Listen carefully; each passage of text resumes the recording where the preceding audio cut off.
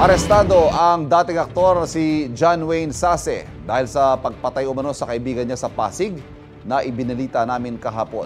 Apat na tama ng balang tinamo ng biktimang si Lionel Perez Eugenio ayon sa kanyang mga kaanak. Sa kuha ng CCTV na ibinigay ng pulisya sa GMA Integrated News, inaresto ng mga nakasibilyang pulis si Sase sa lobby ng isang hotel. Natuntun doon ng dating aktor matapos siyang mag-upload ng litrato sa social media ilang oras matapos lang ang krimen.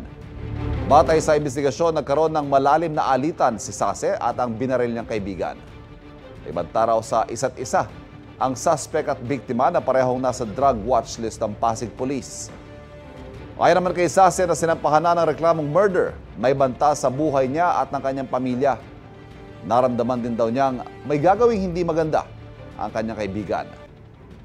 Nabawi ang baril na ginamit niya sa pagpatay.